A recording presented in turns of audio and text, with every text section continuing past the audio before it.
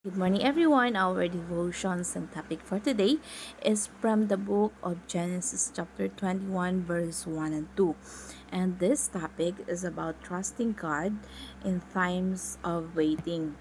So, dito po sa Genesis, chapter 21, verse 1 and 2, sabi dito, the Lord visited Sarah as he had said, and the Lord did to Sarah as he had promised. And Sarah conceived and bore Abraham a son in his old age, at the time of which God had spoken. So, ito pong story na to patungkol kay Abraham at kay Sarah. Kung meron mang nag-aantay sa mga blessing, sa mga inaasam sa buhay, katulad nila Abraham at Sarah, naghintay sila ng mahabang panahon para magkaroon ng anak. At pinangakuan ng Diyos sa Abraham na padadamihin yung lahi niya. Pero nung time na yun, matanda na si Abraham.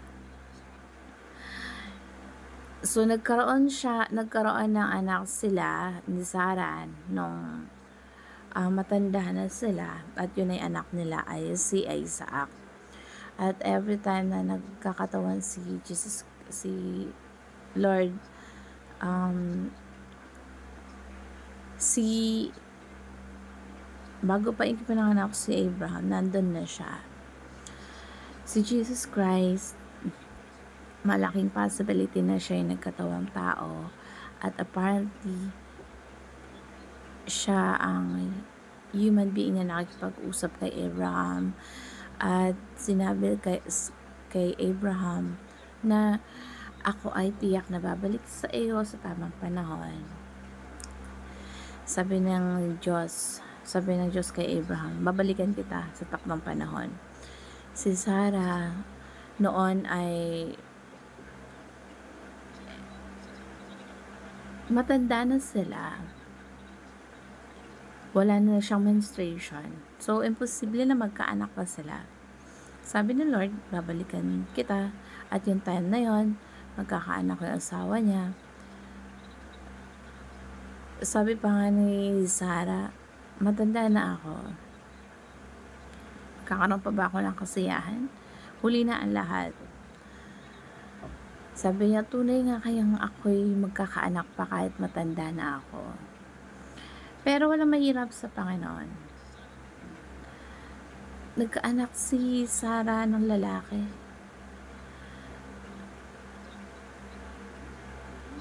At natatawa siya, parang hindi siya makapaniwala na magkakaanak siya, ang tanda-tanda niya na wala na nga siyang menstruation. So, si Abraham at Sarah, dekada yung paghihintay nila ng pangako ng Diyos sa kanila. At lipas na yung panahon nila Sarah para magkaanak pa. Pero sabi nila mas may mahirap pa ba sa Panginoon? So, dumaan yung mga panahon at tinupad ng Diyos ang kanyang pangako. At yung pangako ng Diyos ay tapat, kaya dapat pag nag-aantay tayo sa pangako niya, magtiwala tayo at magantay. Kahit sobrang inip ka na, ang pangako ng Diyos ay tapat. At hindi niya tayo binibigo. Pinaghihintay niya tayo sa tamang panahon, takdang panahon. Isipin niyo si Sarah, 90 years old na noon, 100 years old na rin si Abraham. Pero napaka-imposible na magkaroon pa sila ng anak. At kung 90 years old si Sarah, nagkaanak pa siya, nabuntis pa siya. At ito yung panahon na dinalaw sila ng Diyos. At sabi nga, gagawin ko sa inyo. Sabi ng Diyos, gagawin ko sa iyo tulad ng pinangako ko sa inyo. Yung visitation ni Lord God, hindi ibig sabihin na sa lahat ng panahon na hinihintay mo yung pangako niya, absent siya. Ang pagpapala ng Diyos, may matagal at pero tinutupad niya ang pangako niya.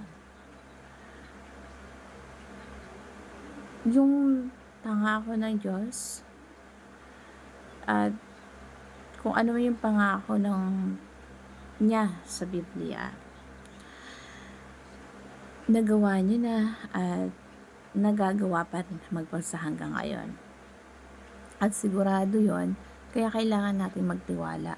Kasi yung God's plan ay hindi kayang hadlangan ng kung sino man, hindi kayang burahin, hindi yun kayang mapigilan ng kung sino. Kaya nung panahon ni Abraham at Sarah, sabi ng Diyos sa kanila, meron bang mahirap sa Panginoon? Kasi natatawa si Sarah, parang tatawa siya na imposible yung mga bagay na yung sinabi ng Diyos na magkakaanak sila, magkakaroon ng lahi. Isa si Abraham sa magkakaroon ng mga lahi. So, yung plano ng Diyos hindi kayang pigilan ng kung sino man na dyablo, ng ating kaaway ng sitwasyon or kahit na anumang kasalanan. Kasi ang biyaya ng Diyos ay unstoppable. Tuloy-tuloy ang pangako niya ay tapat kasi kahit ano pa man yung pangako niya, matutulang tayo maghintay kasi lahat yan sinagot niya na. Maghintay lang tayo ng tamang timing.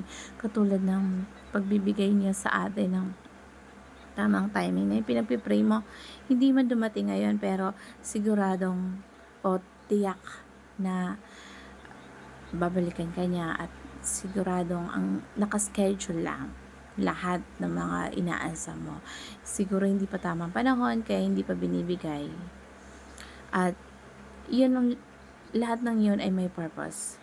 Lahat ng yun ay may kadahilanan kung bakit nade-delay. Siguro yung mga pangako niya, yung mga pinapipray natin. Kasi ang Diyos, mayroon siyang sariling schedule. Hindi natin siya pwedeng madaliin. Kung paano hindi natin minamadali yung mga bagay na nangyayari sa atin. Ganun din ang Diyos, may mga tamang timer siya. May mga tamang panahon siya para mabigay sa'yo yung mga gusto mo, mga wish mo, mga naasam mo sa buhay. So, matuto tayo magantay. Kasi, ang pangako naman ng Diyos, kahit ano pa yan, mag-antay tayo kasi doon ang schedule niya perfect para sa atin. So, God's schedule is always on time. Tayo lang yung mainipin. Tayo lang yung nagmamadali lagi. Na feeling natin, pinabayaan na tayo ng Diyos kasi hindi natin na kukuha yung mga gusto natin sa buhay. So, lahat ng mga natin ay may mga tamang panahon.